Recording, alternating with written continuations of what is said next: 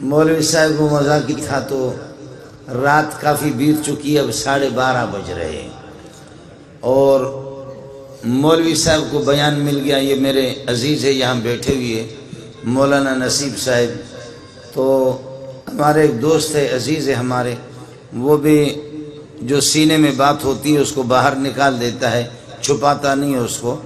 تو مولوی صاحب کو جب 1:30 بجے اور 2 بجے خطیبوں نے اپنی تقریریں کی، آخر میں مولوی صاحب کو بیان دیا کہ آپ کا بیان ہے. تو اب لوگ اس طریقے پر جھوم رہے ہیں اور سوئے ہوئے. تو ایک آدمی نے اس قسم کا بم چھوڑا کہ خدا کی پناہ.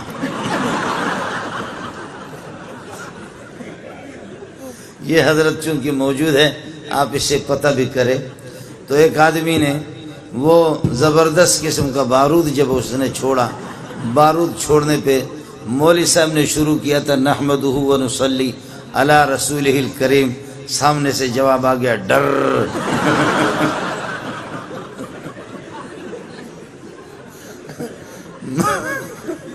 مولوی صاحب چونکہ میرا عزیز ہے تو یہ حضرت بیٹھے ان سے پتہ کرو.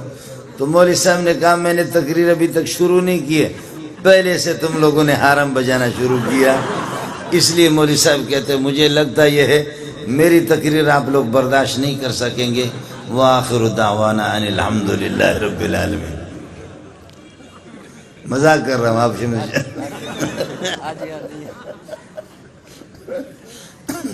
مولوی صاحب نے کہا خدا کی پناہ بھائی مجھ سے تقریر نہ کرواؤ ورنہ حالات پاکستان کے خراب ہو جائیں گے، اور اس طریقے پر جو ہے نا پولیس والے غریب کس کو پکڑیں گے جب اس قسم کا سلسلہ شروع ہو جائے گا. اب رات کو ہم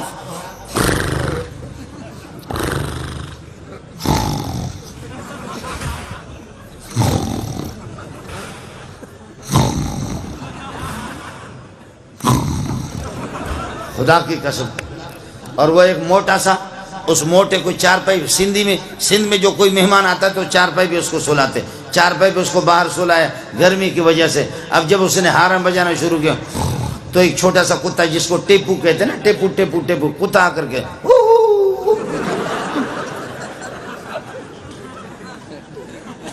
اور پھر جب قاری صاحب پھر وہ حرم بجانا شروع کرتا کتا پھر بھاگ جاتا ہے.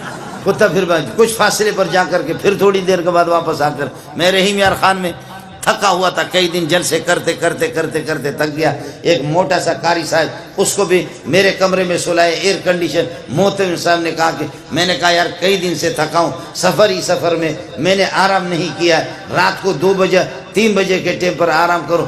قاری صاحب نے وہ قرات شروع کی، خدا کی پناہ وہ اس نے قرات شروع کی. 7 اشرہ سے ہٹ کر کے 21 اشرہ چل رہا تھا. وہ 7 اشرہ بھی نہیں تھا، 21 اشرہ تھا. میں وہاں سے اٹھا، جا کر کے محترم کے دروازے کو میں نے کھٹکھٹایا. محترم غریب باہر نکلا، قمیص اس کی نہیں تھی، بنین پہنے ہوئے تھے. کہنے لگے کیا قیامت آ گئی؟ میں نے کہا یہ قیامت تو میں نہیں جانتا، یہ قیامت سے کم نہیں ہے. تم جاؤ کمرے کے اندر اس کو دیکھو. محترم بڑا ہوشیار تھا، اس نے اپنے موبائل چالو کر کے لے جا کر کے اس کے قریب رکھا. میرے لیے وہاں سے اس غریب نے کوئی چارپائی مارپائی کہیں سے نکالا. ایئر کنڈیشن والا کمرہ مجھے نصیب نہیں ہوا. اس نے باہر کوئی چارپائی نکالی، وہاں پر کوئی مچھردانی لگائے اور کوئی پنکھا لگایا. ادھر پھر یہ کہ میں سو گیا. اس نے ٹیپ کر دیا، اور ٹیپ کر کے صبح کو قاری صاحب کو میں نے کہا قاری صاحب نے بھی، اس نے بھی 2 شادیاں کی ہوئی تھی. میں نے کہا قاری صاحب خدا کی قسم تمہاری بیویاں اگر نماز بھی نہ پڑھے تب بھی جنت میں جائیں گی.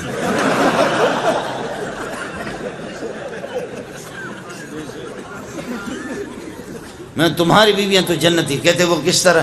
میں نے کہا اس ٹھر کی ہوتی وہ کس طرح سوتی؟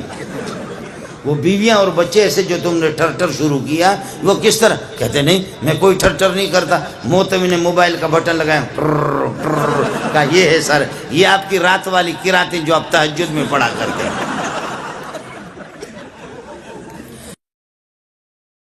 آج بھی آپ دیکھو ہمارے شیاطین کو، عمر کا نام لے لو، اور آپ کو یہ بتاؤں جن کو احتلام ہو رہا ہے وہ یہ کر دیں رات کو والسماء والطارق پڑھے، والسماء والطارق کے بعد قلم کی ضرورت نہیں، اپنے ہاتھ سے ادھر لکھو عمر عمر لکھو، اور یہ کہ اپنے ناڑے کو مضبوط باندھ کر کے شلوار کے اندر کرو۔ آپ کو احتلام ہو گیا تو مولوی منظور کو فون کر لینا، کبھی بھی احتلام نہیں ہوگا، شیطان ان پر چڑھتا ہے۔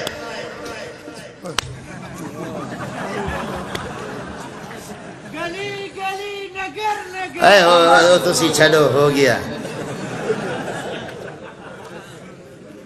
کر کے دیکھ لینا۔ میں برطانیہ میں نہیں رہ رہا ہوں، فرانس میں نہیں رہا ہوں، اسی ملک کے اندر رہ رہا ہوں، اسی ملک میں رہ رہا ہوں۔ ایک ظالم نے، اس خبیث نے شینو یا اینو ہا، سمجھ میں گئے نہیں؟ شینو یا اینو ہا، اس نے 2 گدھے رکھے اور خود ہی گدھا لیکن 2 گدھے رکھے۔ اس ظالم نے، اس خبیث نے ایک گدھے پر لکھا ابو بکر اور دوسرے گدھے پر اس نے لکھا عمر۔ اڑے چھوڑ، دوسرے پر اس نے لکھا عمر۔ اچانک ایک دن یہ کہ ان کو کھول رہا تھا تو وہ ایک گدھے نے کس کر کے اس کے منہ پہ لات مارا اور اس میں وہ مر گیا، مردار ہو گیا، لیکن ہمارے اخبار والے ہوتے تو لکھتے کہ شہید ہو گئے، اس لیے کہ یہ بھی تو گدھا ہے، یہ کہتے شہید ہو گیا۔ تو اس کو گدھے نے منہ پہ جب مارا، امام ابو حنیفہ کو بتایا گیا، امام ابو حنیفہ رحمۃ اللہ علیہ کو بتایا گیا آپ کا ہمسایہ شینو یا اینو ہا، کس کو سمجھ میں آ گیا؟ شینو یا اینو ہا، جس نے 2 گدھے پال کر کے رکھا اور اس طرح صحابہ کی گستاخی کر کے ان پر، ایک پر لکھا تھا عمر اور ایک پر ابو بکر لکھا۔ ایک گدھے نے رات کو اس کے منہ پہ ایسے اخلاص سے لات مارا ہے کہ وہ وہیں پر مردار ہو گیا، فوراً جہنم میں پہنچ گیا۔ امام ابو حنیفہ نے فرمایا میرا ایمان ہے، مجھے یقین ہے، جا کر کے پتہ کرو اس گدھے نے اس کو مارا ہوگا جس پر اس نے عمر لکھا ہے، جا کر کے پتہ کر کے معلوم کر لو کہ کس گدھے نے مارا ہے۔ جس پر عمر لکھا ہے اسی نے اس کو یہ کہ مارا ہوگا۔ چنانچہ لوگ گئے، معلوم ہو گیا کہ جی ہاں اسی گدھے نے مارا کہ جس پر اس نے عمر لکھا تھا۔ کاش کہ عمر زندہ ہوتا تو تمہاری کھال اتار دیتا۔ نیند تو نہیں آ رہی؟